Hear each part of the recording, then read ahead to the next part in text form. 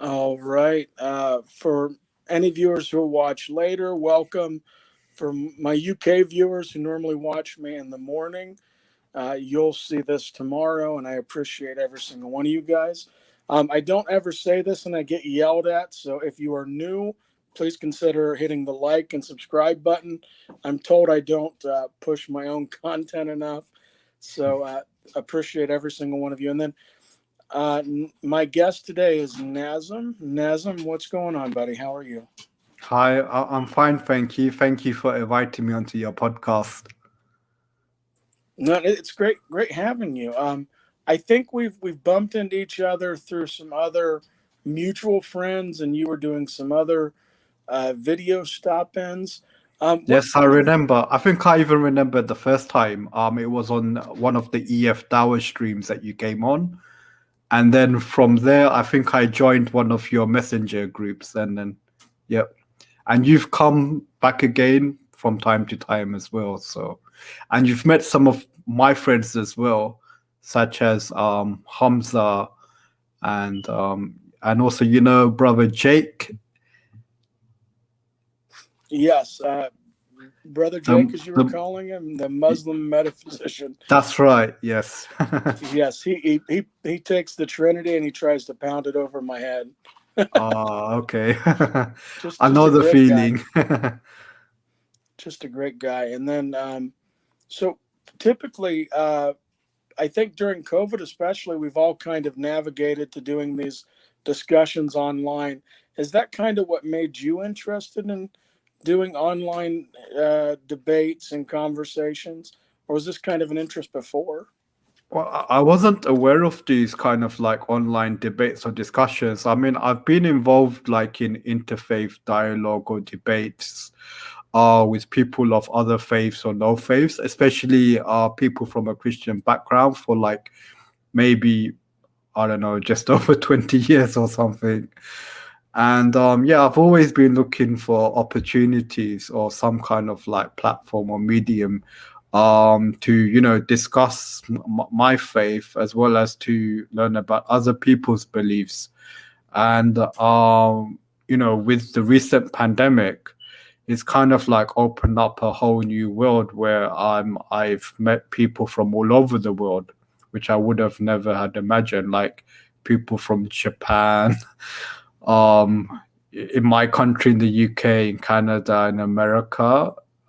So yeah, it's been amazing. But in the past, it was Power Talk that I used to go on, and there was like these kind of online Muslim Christian forums where a lot of like debates needs to take place, and I used to join in as well. And then for some reason I got distracted or something, and then I lost contact with the online community. But I did recently try to get back into like Power Talk, but I don't know, it just kind of all the old people that I knew from the past have kind of like moved on, or I don't see anymore, more or less, or they had forgotten me. So my online activities before the pandemic had been confined to like YouTube and Facebook, I guess, and sometimes some Skype private meetings. So yeah. But really, yeah, with this whole pandemic, it's opened up like a whole new world, like with the EF Dawah streams, and from that's like opened up like other opportunities. I've met good people like yourself and others. So yeah. Yeah, and I would, as a Christian, I would say, I would call this like an avenue to share my faith or talk. Now, you guys would call that Dawah. Um, Maybe for any of my Christian audience, if you could explain a little bit what Dawah is. Yeah, it's nothing that is controversial or anything. I mean, dawah can mean different things in different contexts. I mean, even a Muslim can give dawah to someone, and like within a Muslim context, sometimes dawah is understood as an invitation to like someone's house, like you invited them for a meal or dinner. But yeah, the like the grammatical meaning of the word dawah means an invitation, and like within the kind of like religious context, Dawah means you're inviting someone towards Islam. You're inviting them to become Muslim. That's basically what Dawah means. And someone who calls others towards Islam or invites others is referred to as a da'i. So I wouldn't necessarily say that I fulfill the characteristics of a good da'i. But yeah, I mean, Dawah is something that I'm passionate about, and I began this journey, like I said, just over 20 years ago. So yeah. Yeah, and when you say 20 years ago, for me, I'm 36, so I'm just like Oh, counting back. Like, I mean, when you started talking to Christians, I didn't even have a Bible, I think, picked up at the time. amazing. Yeah, because I didn't Well, become initially a Christian till I think 2001, and then interesting. I was a Christian Was for a that few. not like before or after 9/11? It was before 9/11. Okay. But then Mm. it was strange. Like, I went to youth group because of some cute girls who lived across the street, and they invited me. So that Yeah. was my first going to church. Sure. Because I remember, and this would be considered blasphemous, but I had a shirt that said, it's my favorite pro wrestler. It said, Mick Foley is God. And I went to, Okay. I don't know who that is. he's a I pro did. wrestler. I was into WWF. The Hulk Hogan, Undertaker were my favorite wrestlers. Yeah. Oh, yeah. And to make a long story short, first time I'm at his house, I'm spending the night. He's the Christian kid who invited me over, but I had to agree to go to church. So that was the shirt I was going to wear to church. Mm. He was just like, no, you can't wear this, and there's only one Yeah. God. And but Interesting. yeah, it's interesting. So, do you still attend the same church, or? No. I went through a period of for like a set sum of years to like end of 2004. I kind of backed out of Christianity. Then I went back in 2011 to 2015. And then after that, I went to a long period of atheism. Like, Oh, okay. Interesting. I'm not convinced was my main argument. Ah, okay. Interesting. For some reason, I just noticed that some people on the stream, so welcome, RNGD Gaming and Hussein Al-Shati. I hope I pronounced that right. Mm-hmm. Yeah, I have a few. I've been blessed that I get I get atheists who watch my channel. I get some Muslims. I get Christians. And I love that everybody feels welcome here to kind of dialogue and learn. I really want this to be a platform to where you're able to express your ideas, to any guest can express what they feel, and just that they feel like the genuineness of this coming out. And I've noticed you've got some interesting people coming up in the next couple of weeks, like Dale Tucky. Yeah, he was actually just on a week ago. Oh, okay, I missed it. Amazing. How was that conversation? Very, very good. I actually sent him my version of the Trinity, like how I'm thinking I can wrap my brain around it. And he's a Unitarian Christian, as you know. Yep, and he's a philosopher as well by profession. Yes. Mm-hmm. And then Mullins was on a few weeks before that. I've had Matt Dillahunty, some other atheists that. Oh, okay, yeah, wow. I'm trying to get Hamza on at some point. I need to get in contact with him as well. Sure. But I think he's a difficult person to get hold of, I imagine. He does. He seems like a firecracker on his lives too.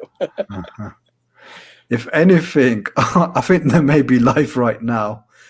They have their Friday night stream. I forgot what it's called. The Arena, I think it. on Hamza's Den.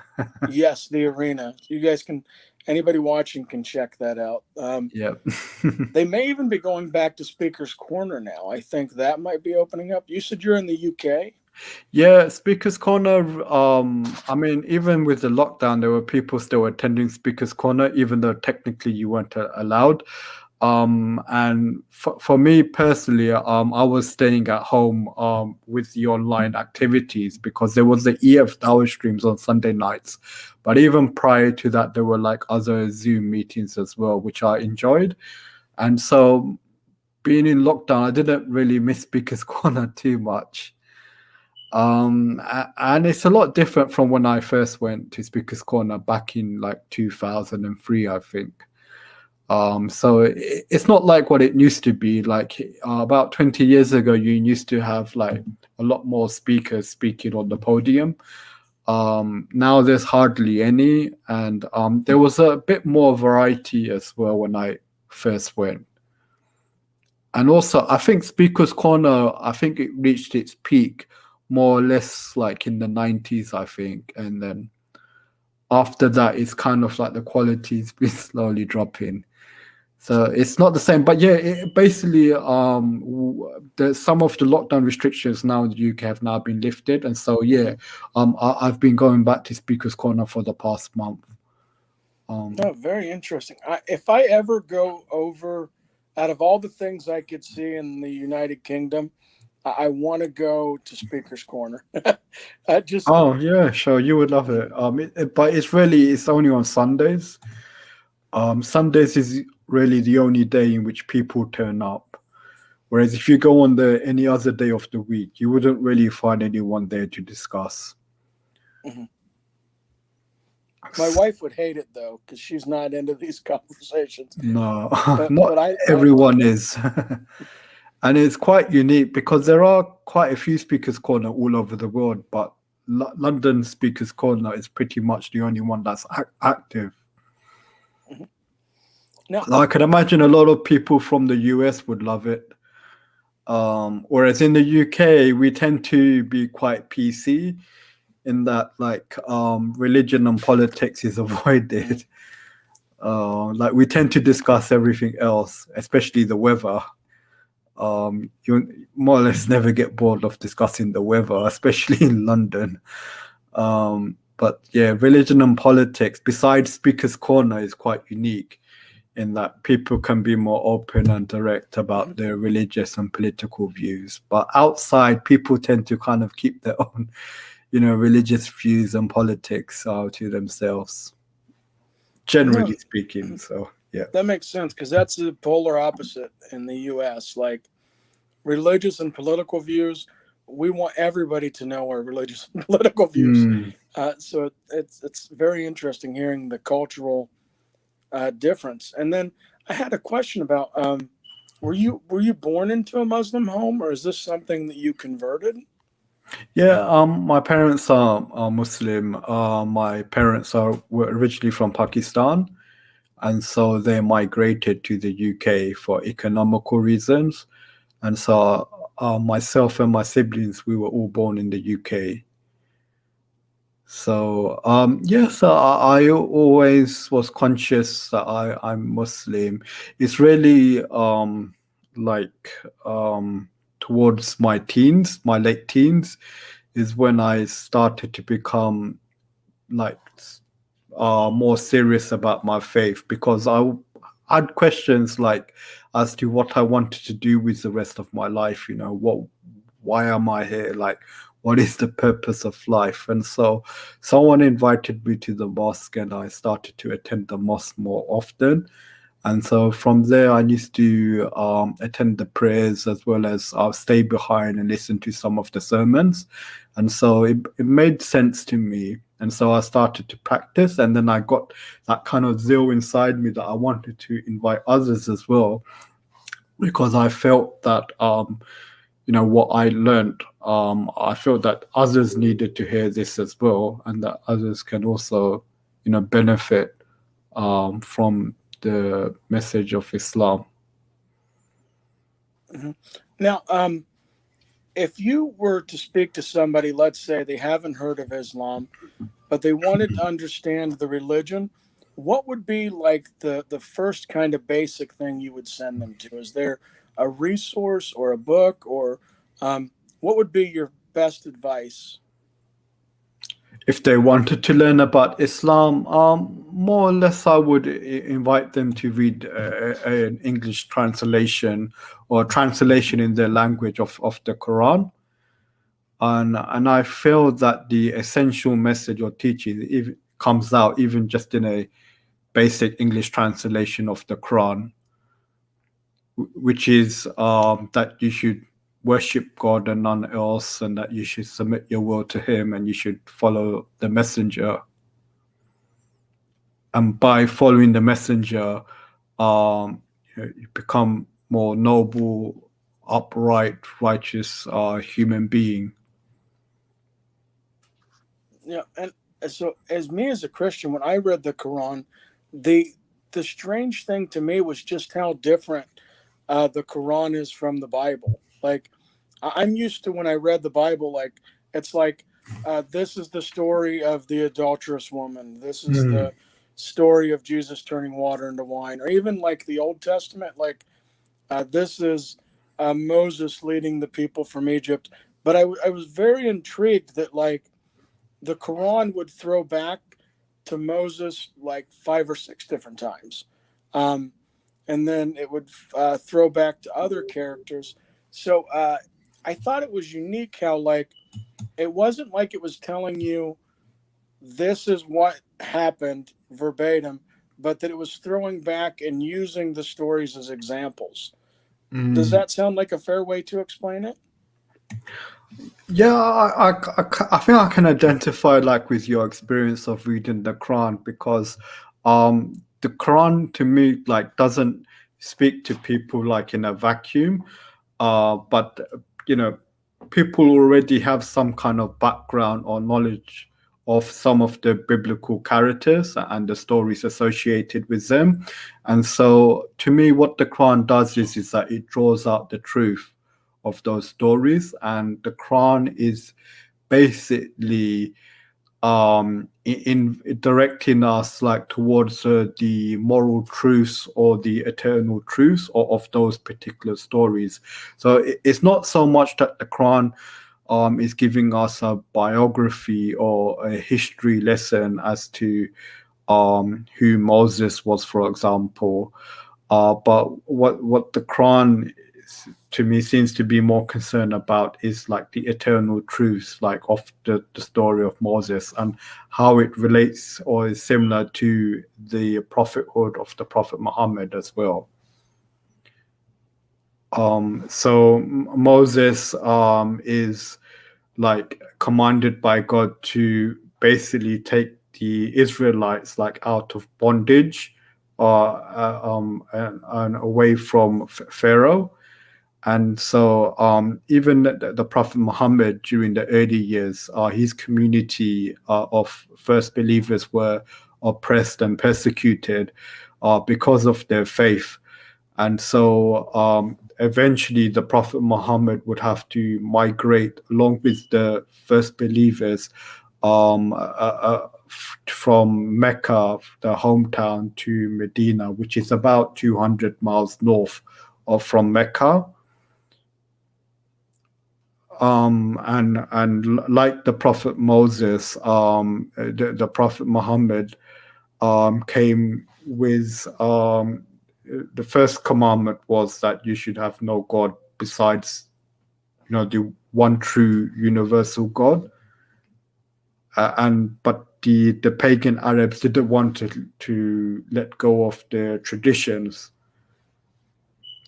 As well as during the like the Hajj season or the pilgrimage season is a time in which the pagan Arabs used to use in order to derive like profit and wealth. And so the Prophet Muhammad in his call was like undermining this kind of business that they had set up or transaction. So it's similar to like, I guess, when Moses wanted the Pharaoh to release the Israelites, he was undermining like the the whole slavery system that was set up at the time, in that the Pharaoh was using the Israelites for his own means or his own purpose.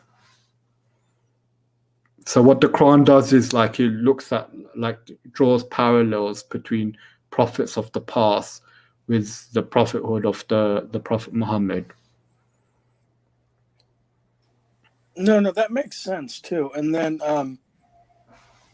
I don't think I've asked this to any of my other previous Muslim guests, and I know this is kind of going to be a complex answer, but so with the Hadith, because the Hadith has the Sunnah, which is the words of the Prophet, and the Quran is telling you from Allah to obey what the Prophet has commanded. What would be, like, how do you navigate through that, like the Hadith, the Sunnah, and the Quran? Yeah, I mean, there have been principles that have been set up. I mean, when it comes to the Quran says to obey God as well as to obey the messenger. And so it's not possible for the messenger to say something contrary to the Quran. But in the absence of the Prophet Muhammad, many people attributed sayings or reports to the Prophet Muhammad. And some of those sayings or reports run contrary to what was said in the Quran. And so it's not possible, like, for the Quran to say black and the Prophet Muhammad to say white, because the Prophet Muhammad was also expected to obey and follow the Quran.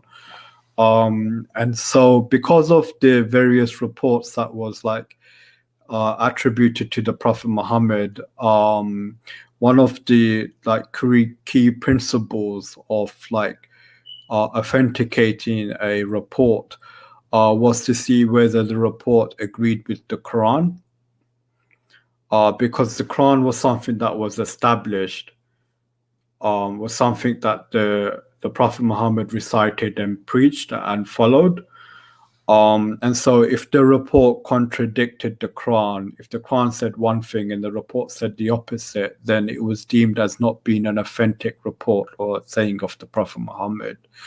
Another criteria would be also to judge the report of its content, like whether it was rational or whether it agreed with what was already established or known.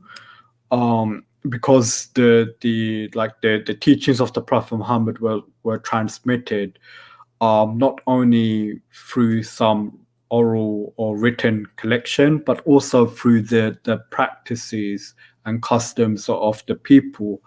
And so in the city of Medina, where the Prophet Muhammad lived, they would have certain customs and norms which they would practice Islam. And so if you had like a narration that was reported and was said to come from the Prophet Muhammad, but that was contrary to the practices and norms of the people of Medina, that would be another criteria for rejecting that report. Because if the Prophet Muhammad did say something like this, then you would expect that the collective people as a whole would have known about this teaching and they would have been practicing, because they themselves learnt the religion from their predecessors, and they themselves would have learnt the religion from those that came before them, eventually ultimately going back to the Prophet Muhammad. So that would be seen as a greater source of authority than, say, an isolated report that seems to report something contrary. So I guess, like, to put it simplistically, like a report would have to agree with the Quran, and secondly would have to agree with the already established practice or teachings of Islam. Nope, that makes sense. So do you have any projects or anything you're working on now, or any videos coming up? I don't think I have anything in specific in mind. I don't have like sometimes some people invite me for like public dialogues or debates. And at the moment, I don't have anything. But I did recently had one about a month ago, with Dr. Stephen Boyce on the reliability of the New Testament, and that was on Gospel Truths channel. So that was a good debate or discussion. But at the moment, no. At the moment, I'm actually just reading books on like Islamic creed and beliefs. So I've been focusing on that for the past couple of weeks. Yeah, that was something beautiful you said about reading books. I can't stress to people enough that we can do videos, we can give a little bit of information, but you're going to get so much more by opening up a book. And don't just read a book that criticizes something. Read, if you want to do, I do it like a, I'll suggest it this way. If you want to read a critique of a religion, read the critique, but then also read the critique of that critique. Like, see what the religion says in response to that, because we don't do any good in these conversations by addressing the worst arguments. Like, if I know there's a better argument out there, but I've presented a weaker argument, sometimes I'll show the person I'm talking to the better argument, and I'll explain why people use that in their religion versus why they use this other argument, because I want to elevate the conversation. It does me no good or anyone any good to knock down like low hanging fruit. Yeah, I guess there's different ways in which people learn. So, I mean, the traditional way for learning has been like through reading books. But these days I tend to learn a lot by through podcasts as well, like listening to lectures, talks, and That's debates good as too. well. But yeah, I found that if you learn like different, if you take a break from one subject and learn something different, then that kind of like helps in your learning process as well. Like, it's because if you stick to just one learning, at least in my experience, your brain kind of tends to um loses interest. And so if you kind of like shift around like from one topic to another, that kind of stimulates your memory a bit more, I find. And also like taking gaps as well in learning as well, and then returning back to that particular subject as well can also help in your learning as well. No, that's some great advice. Like, space it around a bit. That's right. Yeah. Don't over focus on one thing. Also, the other advice I want to give anybody watching is don't come into these arguments to win a debate. Come into these arguments to make friends and to educate each other. Because if that's Yeah. your goal, then we're always going to find the truth. And to quote one of my favorite quotes, and the truth shall set you free. Yes, precisely. I liked what Dr. Shabir Ali said, I think about 2 weeks ago or something, in a debate, in that he said that it's not a debate between us and you, or me versus you, but rather we should see ourselves like all of us like in the same boat or in the same situation, and that we're all seeking the truth. So it's not me versus you, but it's rather us in this together, in that we're seeking the truth regardless of who comes to it first. No, that's great. I absolutely love that. I think that's a great comment to end it on. We're almost down to the 30-minute mark. 30 Oh minutes well. flies by fast, but I thought it was going to be a bit longer. well, we can definitely, because I've enjoyed this. I'll send you a message, and then when you're available again at some point, bring you back on for another conversation. Maybe pick like a topic. Maybe one time we could talk about your thoughts on the Bible, because I know you've been critiquing it for, you said, about 20 years now. I wouldn't like to put it in that way, critiquing it, but I would like to say like it's helped me to understand my own faith better. Mhm.